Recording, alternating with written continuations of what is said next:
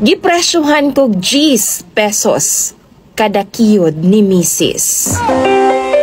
Lahi ra jud ning makaasawa tag isog pas ato a DJ Sam. Wa tay laing mahimo kundi sundon ang ilang mga patakaran sa panimalay. Bisag usahay, di nagyod makatarungan.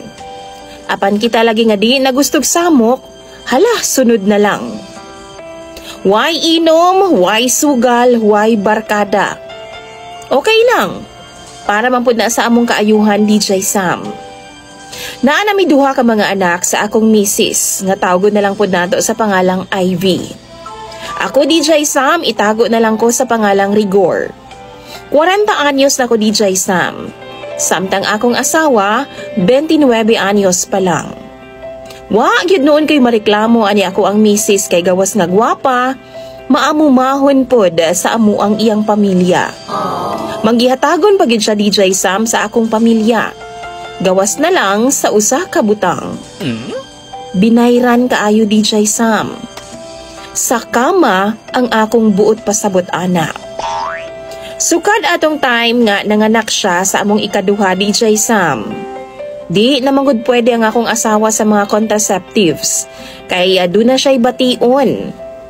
Kondom po, di ko ganahan, kay tinuod mo na ilang giingon nga, ikaw daw'y kaon og naay panit, lami ba?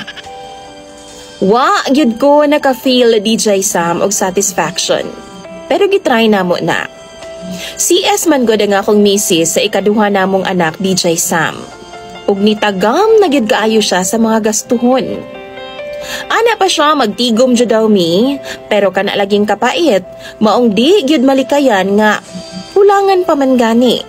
Kung naa may sobra, DJ Sam, attempt man pud ko nga naay manghiram gud usahay akong pahiramon. Usahay gani ako mga igsuon ug mga ginikanan muhangyo ako pong ihatag. Withdrawal og calendar method mi sa akong asawa, DJ Sam. Pero hadlok gyapon siyang mabuntis. Kay ingon pa siya, dili gyud daw 100% sure nga safe daw na siya nga method. Iyahang gibuhat, DJ Sam, gipresyohan niya ang akong kurambo sa iyaha. Dili kada round ha, or kada tira, kundi kada duot ang iyahang kwentada. ₱10 kada duot, DJ Sam. Kada handos ba? Paspasan na lang gani na ako, usahay, maka 20 ka duot ko, ₱200 pud na. Wa pa joy lami, DJ Sam, kay di naman siya makatabang na ako. Kay magsige na lang man siya kwenta or ihap sa akong kiyot. Ang idea na ako, DJ Sam, aron di kayo kumadak-an, magpalpal na lang ko daan. O kung hapit na mo gawas, ay ha pa kumuduod. Pero usahay, kulang gihapon. Usahay, DJ Sam, wa ko'y kwarta, di ko katira niya.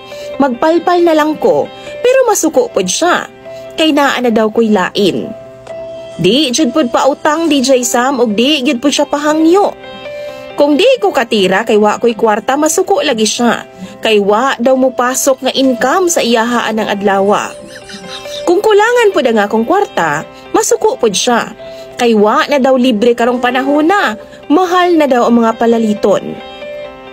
DJ Sam, usahay mabitin ko kay mangutana man na siya, pila daw ang akong budget. Mutubag pod kog ₱100. Human sa napulo kaduot ana, DJ Sam, itulak na ko niya. Bisan wa pa kumahuman, kay wa na daw ko'y kwarta. Maong naglibog ko kung unsay buhato nako. Tambagi daw ko ninyo, mga viewers. Comment lang ninyo kay ako ng pambasahon. Daghan kayong salamat, DJ Sam, sa pagbasa ning akong istorya. Unta, dili ko ninyo husgahan. Dili ni binastos ha, tinuod yun nga naglibog og na problema ko karon. Unta, masabdan ko ninyo. Imong follower og sender, DJ Sam, Rigor.